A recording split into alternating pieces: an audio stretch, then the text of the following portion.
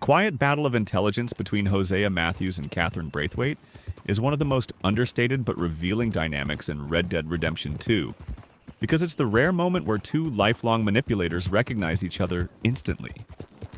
Unlike Dutch, who approaches Catherine with ego and grand ideas, Hosea approaches her with caution. He knows exactly what she is the moment he steps onto Braithwaite land. An old-world power broker who survives not through force but through leverage, reputation, and patience. In many ways, Catherine and Hosea are cut from the same cloth. Hosea's role in the Braithwaite storyline is subtle but critical. He is the architect of the gang's infiltration into Rhodes society, posing as a genteel businessman and encouraging Dutch to play along with the local power struggle.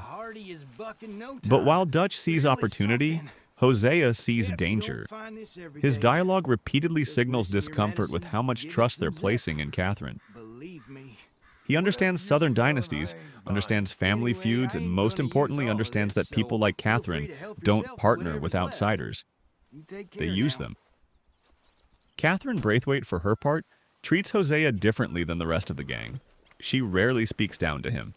There's an edge of acknowledgement in their exchanges, as if she senses that Hosea is the real mind behind the operation. She doesn't flatter him the way she flatters Dutch, and that's intentional. Catherine knows Dutch wants to feel like a leader and a visionary. Hosea doesn't. He wants stability, information, and an exit strategy. That makes him harder to control.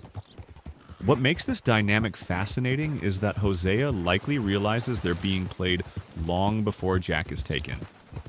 He voices concern about escalating tensions, about getting too entangled in local politics, and about the gang becoming tools in someone else's war.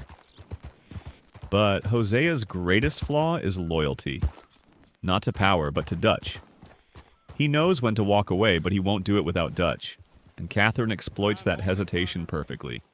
Catherine's decision to kidnap Jack isn't just an act of cruelty, it's a calculated move against the gang's emotional core. Hosea understands immediately what it means. This is no longer business. It's a declaration that the Braithwaites are done pretending the gang is useful. In that moment, Hosea's worst fears are confirmed. His cons and compromises failed because Catherine was never interested in long-term manipulation. She wanted control, then dominance, then elimination. During the assault on Braithwaite Manor, Hosea's presence feels different from Dutch's. Dutch is furious, theatrical, and driven by wounded pride. Hosea is grim and focused. There's no triumph in this for him. Burning the manor isn't a victory, it's a catastrophic failure of strategy.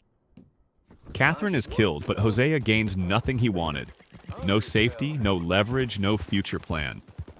Just ashes and the realization that the gang crossed a line they can't uncross.